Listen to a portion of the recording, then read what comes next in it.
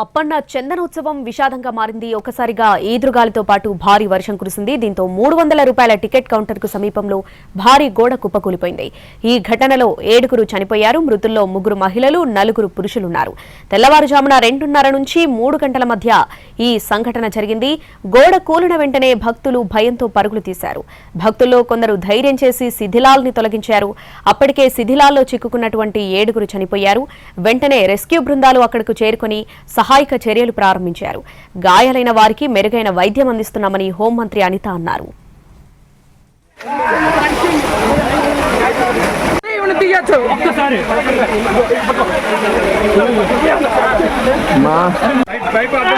అంతే అంతే చాలు చాలు ఓకే ఓకే ఓకే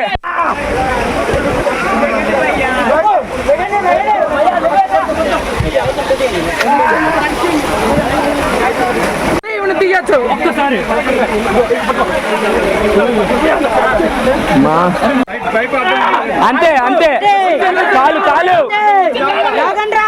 ఇక గోడను ఇటీవలే నిర్మించారు. అయితే వేసవి కావడంతో భక్తులు సేద తీరేందుకు పెద్ద పెద్ద రేకులు ఏర్పాటు చేశారు.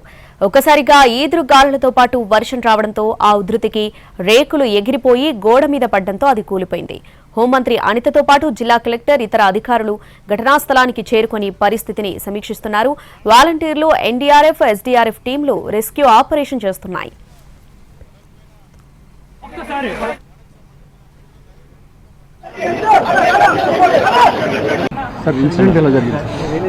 పెద్ద గాలితో వర్షం వచ్చిందండి. వర్షం వచ్చినప్పుడు ఆ వాటర్ సీపేజ్ వల్ల ఆ గోడ పడిపోయినట్టు అనిపిస్తుంది. సో ఆ క్యూ లైన్ లో అక్కడ ఉండే వాళ్ళు అక్కడ కింద పడినట్టు ఉందండి. కొంత టైం ఇవ్వండి సంబంధించి సమాచారం ఉంది. మృతులకు సంబంధించి నేను చెప్తానండి. అది ఇంకా నాకు సమాచారం లేదు. నేను